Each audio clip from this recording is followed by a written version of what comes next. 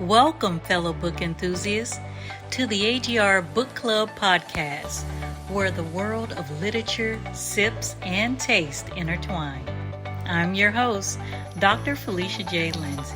I am thrilled to embark on this literary journey with you. If you're passionate about books, food, and drinks like I am, then you're in the right place. So whether you're here to discover a new read, tantalize your taste buds, or simply unwind with a good book and a cup of coffee, I encourage you to share your thoughts, like our content, leave your comments, and don't forget to subscribe to our channel. Let's build a community where our love for literature, cuisine, and conversation collide. Subscribe now and let's embark on this journey together. Good morning. How are you? I am wonderful. I'm so And happy yourself? to have you. And I'm so- yourself? I'm doing well. I Good. just had to have you on. This is my cousin, everyone, but she has written a book that will be impactful in everyone's life at some point. Everyone has someone that they love that is aging. This is Darlene Carlisle-Matthews, author of Devoted. How are you doing today? And tell everybody a little bit about you and how you transition from being a teacher, awesome teacher, retired teacher. One day I will be retired, into being an author. Um, I tell you, the transition was really easy. Mhm. I worked in public school for many years. Matter of fact, I retired with 38 years of experience. I was a teacher. I know a counselor. I was a school principal at a maximum security prison. Wow. And I've always been an entrepreneur. Even as a little girl, although I may had my sights on one thing, it was just something inside of me that wanted me to go a little bit further. Mhm. So, and it was really divine intervention too. I believe in God, and He places things in your spirit. And so, was a caretaker, took care of my mother, and during that time, we went through a lot of trials and tribulations.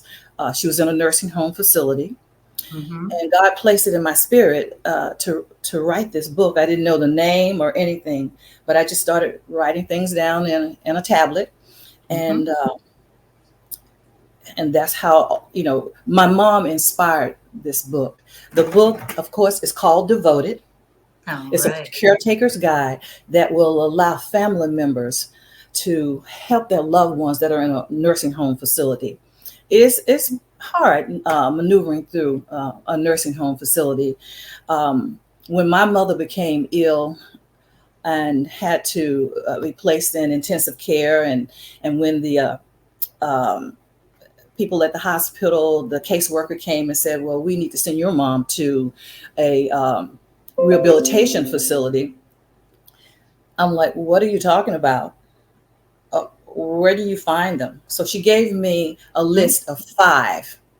So I looked at them. I said, "They're here in Houston." I mean, I was lost. And plus, I was stressed out because my mom was very ill. And Yes. this gladiator was never sick, always moving around, just joyful and witty and strong and resilient and too cute for words. Mhm. When they said that to me, I looked at them, and at the time, I'm like, okay, I'm going to go and check out every last one of them. So I Googled it, and the Mhm. first one that I went to, walked in, and as soon as I opened up the door, I could smell urine. Oh, It just smelled terrible. uh-huh. And the people inside were not that inviting either. And they took me on a tour, but I just was not impressed. Yes. Then I went to the second one, the Mhm. third, and the fourth one. And all four, again, when I walked in, it wasn't well kept. Like I said, I could smell urine as soon as I opened up the door. When I walked down the hallway, it smelled even more intense. So Mhm. after the fourth one, I went back to my car, And I sat in my car and I cried like a baby. I Mm-hmm. cried and then I prayed. And I Mm-hmm. asked God, please help me. Please help me find a decent place for my mother to be able to go to.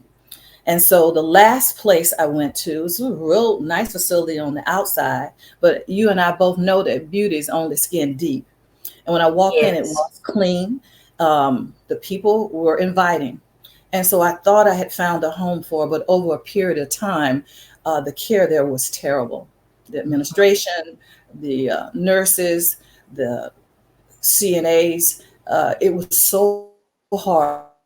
And the stress that I was under, basically is trying to keep mom health, moving forward. It was beyond anything that I could even express.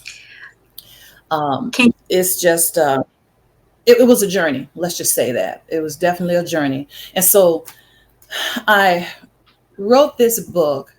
And like I said, it was inspired by Mama because we went through so many different scenarios in a nursing home setting. And like I said, I didn't know who to talk to. I just didn't understand the chain of command. And so once, I was there for several years, I got to see what was going on. And I cannot stress enough how important it is for a caregiver to visit a nursing home facility, get to know the people that work there, get to know every shift. There's 3 shifts, and and build relationships with them. It's not an easy job by no means. And mom and I were really blessed. I moved mom from that first nursing home because the care was just terrible. And she developed a severe wound at that nursing home. mm-hmm. And I prayed and I asked God to help me find a place, for her. Well, I went to several locations and we were denied. They did not accept mom at their nursing home. And so what I did, I prayed again and I said to God, you know what? I'm going to let go and let God. Mm-hmm. When you're ready for us to move, I don't care how difficult this situation is, I'm going to sit right here, mom and I, until you tell us it's time. So that's what happened. And so finally, one day when I was, and I didn't want to stay there, I promise you. But one day when I finished working out and I was on my way home, something in my spirit said, pull over in the parking lot at the CVS. And I'm thinking, why do I need to pull over at the CVS? First of Right. all, money in my purse, and I didn't need anything from CVS, but it was so clear. Pull over and look at some nursing homes. So I pulled over and I sat in the parking lot at this particular CVS for about 30 minutes. And I just pulled up nursing home after nursing home, looked at reviews, the whole 9 yards. And all of a sudden, this one came up and I called them. And Mm-hmm. when I called them, I asked them, did they have any openings? And they said that they did. I said, but before we go any further with this, can you tell me whether or not you all accept Medicaid and Medicare? And Yes, they very said, important. we do. They said, we just started. And I said, well, may I come by for an interview? I mean, for a tour. And they were like, yes. So I rushed home, changed clothes, went to this place. When I drove up to the facility, it was simply beautiful. It looked like a 5-star hotel. And when I entered inside, it was also just laid out, just clean. Mm-hmm. Looked like you walked into a 5-star hotel. But again, beauty is only skin deep. Mm-hmm. And walked in, met the receptionist, and I'm not going to say names, but I met the receptionist and she was lovely. She took me on the tour, and something that really never happens. I met the assistant DON, and she was like, come on in, and we talked. Mm-hmm. And I told her what I was trying to do, walked down the hallway, met the DON. He was like, he stopped, he talked, and we had a great conversation. Went back downstairs, met the executive director, and he said, Mm-hmm. come on in my office. This never happens. And we Mm-hmm. sat there and talked. And then 2 days later, I got a call from the admissions director, and they said, when do you want to bring your mom? And And I sat back and I said, look at God. Mm-hmm. When you let go and let God, then he can have his way, not your way. Mm-hmm. And mom passed away at that particular facility. But I must say, and I can't speak for anyone else at that particular facility, but he sent angels there to take care of my mother. The Mm-hmm. nurses that took care of her, uh, we had a camera in the room, and I would suggest to anyone who has a loved one in a nursing home facility, please put a camera in the room. And it's not so much, you're not trying to catch anyone. It's so you can check on your loved ones. I would get up late at night and use the bathroom. I said, let me check on mama just to see how she was doing. Mm-hmm. And so, I placed that in the room to help me, you know, Have peace. you Have know, peace of mind. yes, to be able to check on mom. But I checked on the video and I saw this particular nurse. She's just laughing and talking with mom, and she always did this. But before she left, she kissed mom. That never happens. She Mm-mm. kissed mom. And so later on that day, because I went there every day, I said to her, I need to talk to you. And she was like, Miss Darlene, what did I do? I said, I saw you kissing my mom this morning and stealing my sugar. And she started laughing. I said, don't you be stealing all my sugar, but she would always give mom a kiss. The next group that would come in, he was a gentleman. He was a nurse, and he loved my mother. It was like he spoiled her so it was unreal. But mom was such a kind and friendly person. Never, ever met a stranger. Mm-hmm. And I brought her all kinds of snacks and stuff. She's always giving them away. She that's just how she was. She loved giving and sharing with people and helping people. And then one in particular, CNA, amazing. He is just simply outstanding.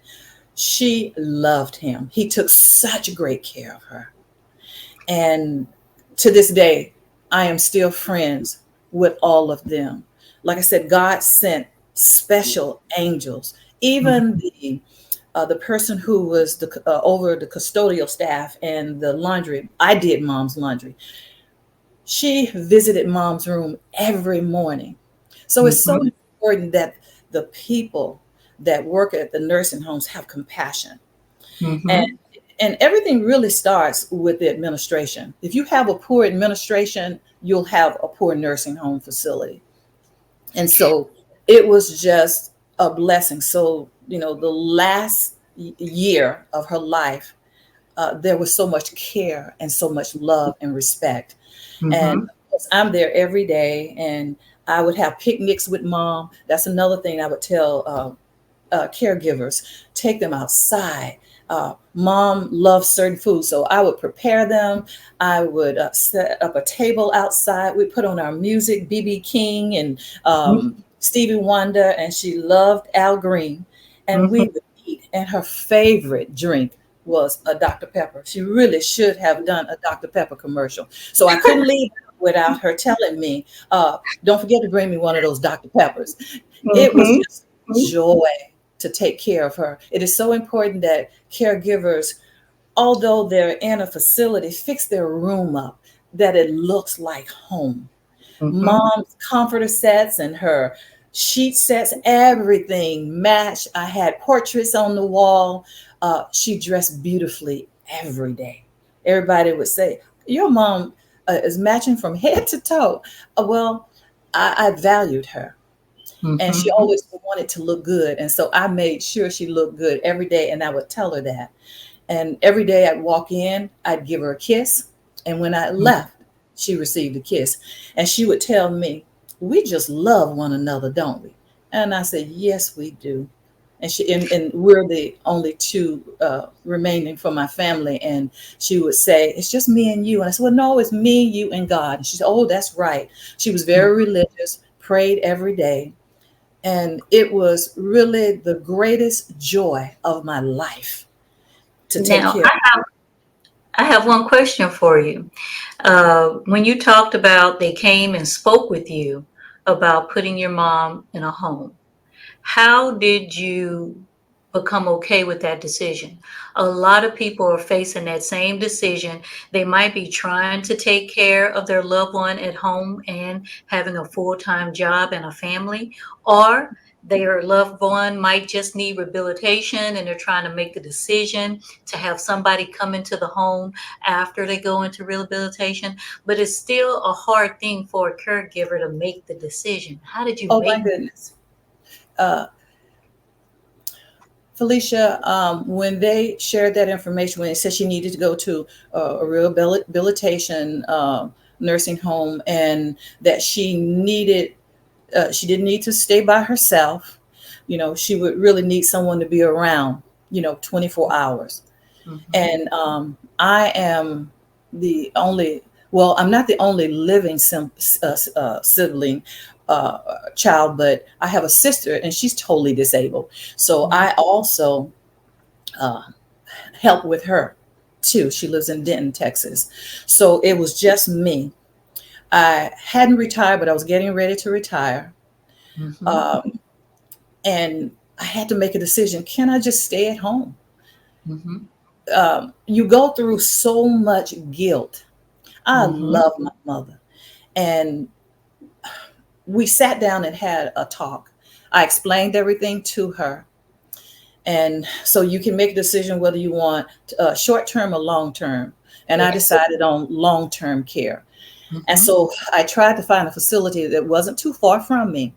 But Mhm. mom and I sat down and we talked, and I explained everything to her. And I said, that I am looking, to putting you in a long-term nursing facility. I said, it's a situation where I can't stay at home every day, all day Mhm. and all night. And it was really hard to say that, because here's a woman who took care of me, who took care of a father who was paralyzed, elderly mother, a child who was disabled, and my brother. And then I told her, and I'm crying. I'm sitting there, tears are just running down my face. And I told her, I said, I promise you, I will never leave you alone. I said, I will be there. I said, I will come and get you, and you'll spend the night here at the house. When we go on vacations and things, I will take you with us. I said, but I promise you, I will never leave you alone. And I never did. And I was always there with her. And one of the greatest compliments, and I hope I don't cry when I say this, from my mother, she was very ill. And I'm sitting near her bedside. And she said to me, Darlene, and I said, yes, ma'am. She said, you're a good woman. And I said, am I? Oh, Mhm. you're a good one. That's exactly what she said. She said, you're a good one. And I said, well, the reason I'm a good one is because I got a good mama. Mhm. And you taught me how to take care of someone, and how to love, and how to be respectful. And, Mhm. and my faith in God. And she told me, she said, everybody ought to have a daughter like you. She Oh, said, I that's. don't want for nothing. She Mhm. said, you're always bringing me stuff. And she said, even when I don't ask for stuff, you're bringing it. When I tell you, and of course, I sat there and I Mhm. cried. And I told her, I said, I love you. And I said, and I promise you that I would take care of you. Mhm. And you did a good job. So, but it was one of the hardest decisions I've ever made. Excuse me. Cause no, you're fine. I just know that being in the healthcare profession, I see it every day. I have patients. I deal a lot with the elderly population. And when the patients are coming in and the caregivers are being very worn down from caring for them and trying to, and the other siblings not giving them a break, I Absolutely. see it. And it's just hard for them to make that decision when to get help, when to have somebody come in the home. Will they trust the person? Will it be Absolutely. okay?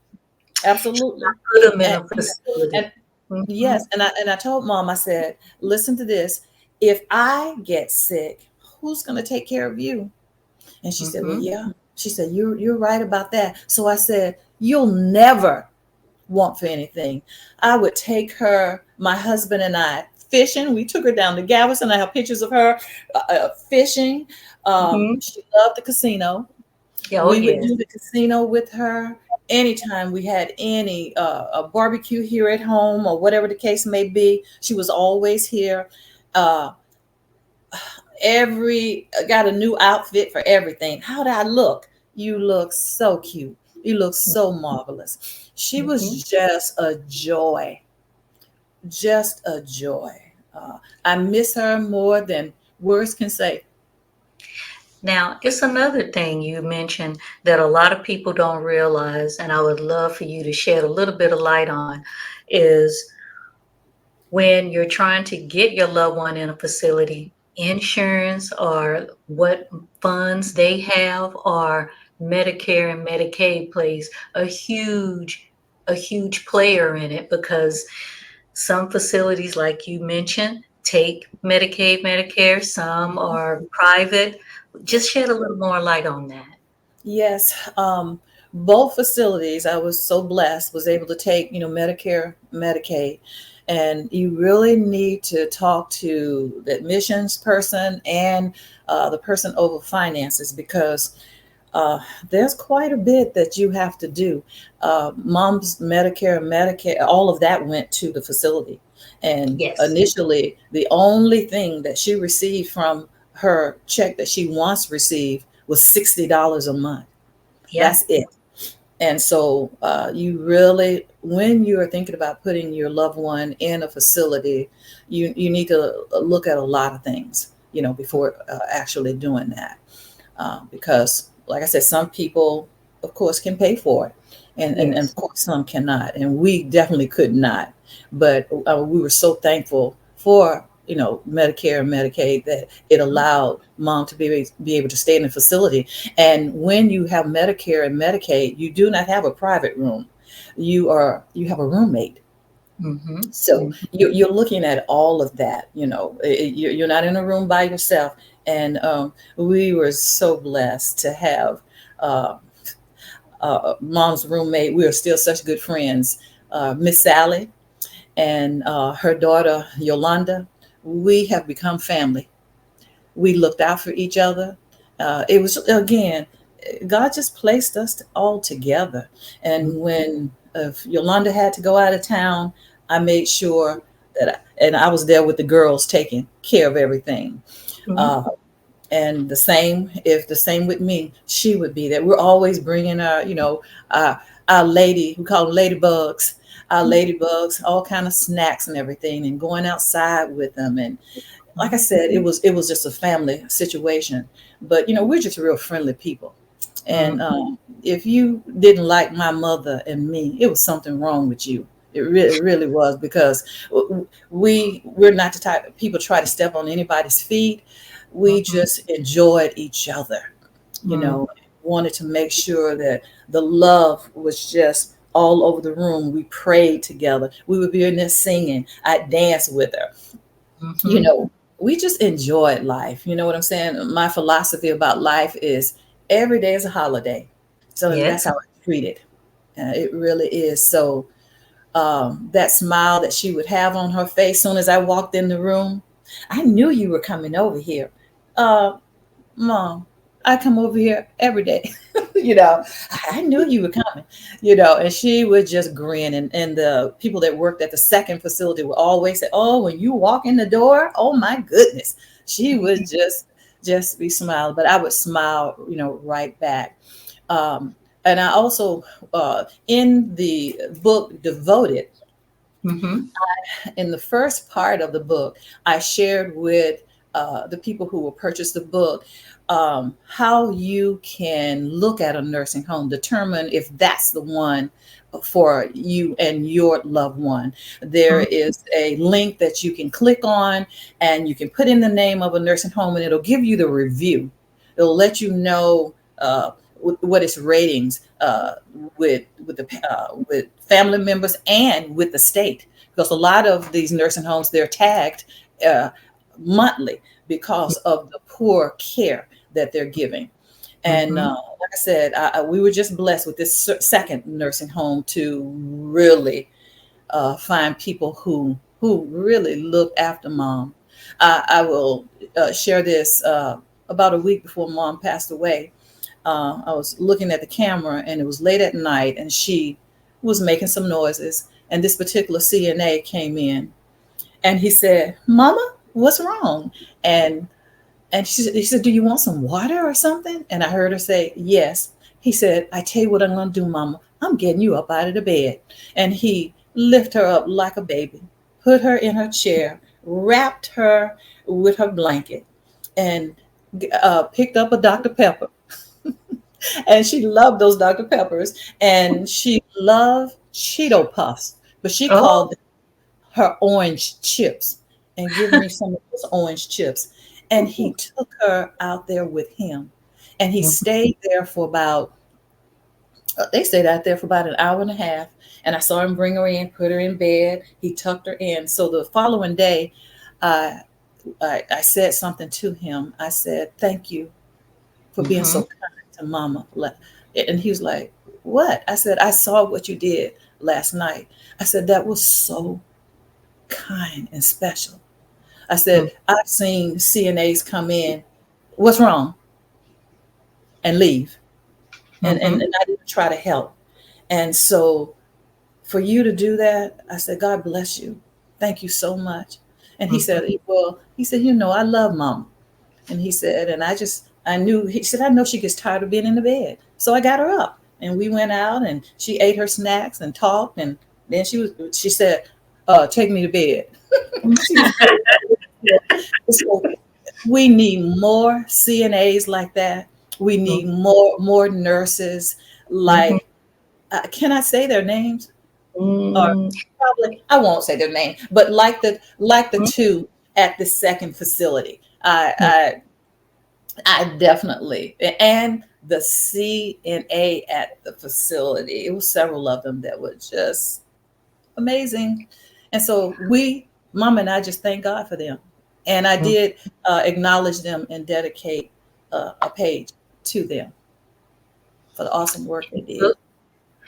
Now, the other thing is, what is your hopes that the book will accomplish? What do you want the reader to get out of it? I want the In a world where caregiving can be overwhelming and challenging, one book offers guidance, support, and hope. Introducing Devoted by Darlene Carlisle-Matthews, a comprehensive handbook crafted with care, filled with invaluable insights, and born from real-life experiences. Whether you're a seasoned caregiver or just beginning your journey, Devoted equips you with the knowledge and tools to navigate the challenges of caring for a family member in a nursing home facility. Darlene understands the struggles and uncertainties that come with this role. Devoted is her heartfelt offering to empower caregivers like you, providing practical advice, emotional support, and a sense of community. Join countless caregivers who have found solace and strength within the pages of Devoted. Let Darlene Carlisle-Matthews be your trusted companion on this journey of love, dedication, and unwavering devotion. Because caring for your loved ones isn't just a duty, it's a privilege. And with Devoted, you're never alone. readers to have knowledge. I Mhm. want them to have a tool. So when that decision is, if that decision ever comes across their table, they have knowledge of what they can do, Mhm. uh, and who they need to talk to, because you're already stressed. You Yes. have a job, you now a person that you love so much, you see them declining, and Mhm. so you need help. Like I Mhm. said, I didn't know anything. I really didn't. I learned every day something. It's like, okay, I didn't know I could do this. Making sure that uh, if your loved one is not feeling well and they're not doing what they need to do, you tell them, "I want you to, we need to send them to the hospital." And one thing I must say too, there was a hospital nearby. They want to send you to the closest hospital, and I truly understand that. But the closest hospital nearby is terrible. Oh my Mhm. gosh. And I'm not saying that because someone told me that. We experienced it twice. So I would Mhm. tell them, do not take my mother to that hospital. And Mhm. so Sometimes there would be going back and forth. Well, that's the closest one, and that's where we have to. I said, well, if that's the closest one, and that's where you have to take her, put her in my car. I'll Mm-hmm. take her to the hospital. That's how adamant I was, because that particular hospital, the service was unbelievable. It was just terrible. Mm-hmm. And so they always would take her to where I wanted, and I'd make sure I was there. If I heard that mom was real ill, and we need to take her to the hospital, I'd zoom over there and I'd follow the ambulance to the hospital. And Mm-hmm. and of course, this book also allows you to journal. You have a place in here where you can put all your doctor's appointments, you all medical tests, medications, because that's one of the first things they're going to ask you when you go to the uh, emergency room. Where what kind of medicines, so of course I had a list of everything. They were like, oh my gosh, we very seldom find anyone that know all. I said, there's nothing about my mother that you could ask me that I couldn't give you some information about. And so when you have this with you, you're able to, you got everything right there, everything. And then you can keep up with the names of the CNAs and nurses. And one thing about a nursing home facility is always the turnover rate is constant. You Hi. know, Mm-hmm. you may have a CNA for 4 months, and then you go back and he or she is no longer there. The same with the nurses. And not only that, with the DONs, assistant DONs, and with Mm-hmm. the executive staff, they switch. I mean, it is a revolving door. So you need to keep up with them. And I must say this too, please try to stay for every shift to be able to see who's taking care of your loved one and how they're taking care of your loved one. And sometimes you'll have CNAs who will get upset with you when you ask them a question, and but you don't have a problem with that. This is your loved one, and you're asking a question that about their health and their well-being. And when you do have problems, make sure Mm-hmm. you document and go to the right administrators. And then when they will not take care of things after you have gone, to them many times, you know, uh, unfortunately, sometimes you have to go to the state level. But hopefully, you would not get to that point. But what I'm saying, communication, communication, communication, because like I said, their job is not easy. And some people bring their problems to their jobs, but that's not a place to bring it, because these are people who were amazing folks, and now they can't do for themselves, and they need help. And an act of kindness goes a long way.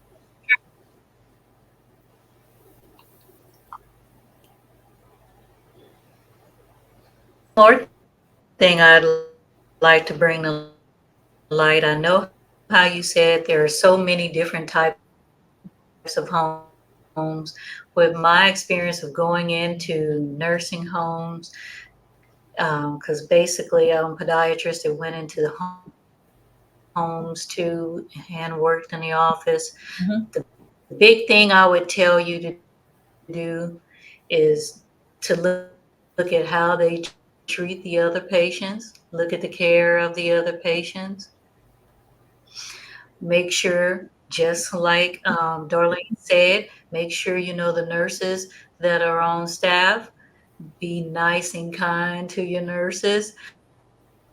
I mean, it all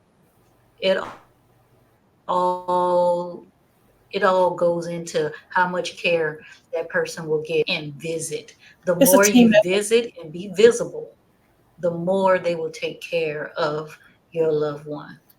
Absolutely. And make sure, especially if you have a Now, loved I one know you're in the Houston that's area. You got to yes, tell us something about the restaurants you're there, breaking up your on me. favorite restaurant. My favorite restaurant is Genevieve's Seafood Shop. I love the food there. I probably have shared that with Hello? 20 of my friends and family. Anytime someone comes to Houston, I always take them there. The food is so delicious. And my favorite is their clean crabs. You get the clean crabs in a red sauce that I'm breaking up on you. so delicious. And with that comes, of course, an ear of corn and potatoes.